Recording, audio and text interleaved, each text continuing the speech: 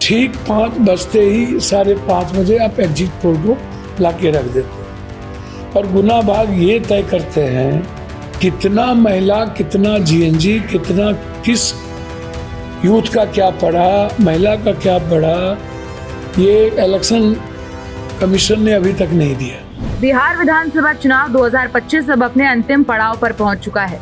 दूसरे चरण की वोटिंग पूरी हो चुकी है और अब सबकी निगाहें एग्जिट पोल के नतीजों पर टिक गई हैं। बिहार की जनता ने इस बार जमकर मतदान किया। करीब 70% लोगों ने अपने मताधिकार का प्रयोग किया। पहले चरण में 121 सीटों पर लगभग 65% वोटिंग हुई थी, जबकि दूसरे चरण में ये आंकड़ा बढ़कर 70% के लगभग हो गया। लेकिन अब सवाल सिर्फ एक है, क्या नीतीश कुमार की सरकार वापसी करेगी या तेजस्वी यादव इस बार चौंका देंगे? वोटिंग खत्म होते ही एग्जिट पोल के नतीजे सामने आए और हर चैनल, हर सर्वे में लगभग एक जैसी तस्वीर देखने को मिली। वो थी एनडीए की जबरदस्त वापसी। पोल डायरी के सर्वे ने एनडीए को 200 सीटें दी हैं, जो प्रचंड बहुमत से कहीं ज्यादा है। वहीं पी मार्क के एग्जिट पोल के मुताबिक एनडीए को 142 से 162 सीटें मिली हैं और महागठबंधन को 80 से 98 सीटें मिलने का अनुमान है। टीआईएफ रिसर्च ने एनडीए को 145 से 163 सीटें दी हैं, जबकि जेवीसी और पीपल्स इनसाइट के सर्वे ने भी एनडीए को स्पष्ट बहुमत में दिखा दिया है। अगर बात करें चाणक्य स्ट्रेटजीज की, तो उनके अनुसार बीजेपी को 70 से 75, जेडीयू को 52 से 57, एलजेपीआर को 14 से 19 और अन्य सहयोगियों को 2 से 3 सीटें मिल सकती हैं।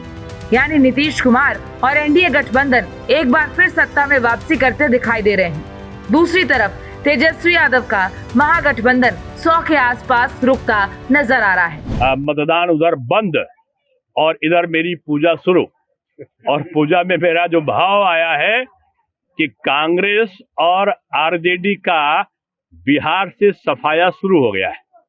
अब ये परिणाम अब तक के सबसे चौंकाने वाले होंगे, अब तक की सबसे बड़ी जीत देने वाले होंगे और मैं समझता हूं कि 2/3 बहुमत से वहां पर एनडीए की सरकार बनेगी। बताइए एग्जिट पोल कब सही हुआ, आप हमें बताइए। अगले बार क्या था और 9 सीट कैसे हराए गए? 3 वोट से, 33 वोट से, कैसे? और हम तो, आप एग्जिट पोल की बात कर रहे हैं, हम एग्जैक्ट पोल की बात कर रहे हैं। मेरा एग्जैक्ट है, इन लोग का एग्जिट है।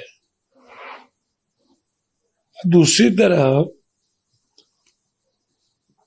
वोटिंग कास्ट हो रही है, वोटिंग अभी ईवीएम में पड़ रहा है।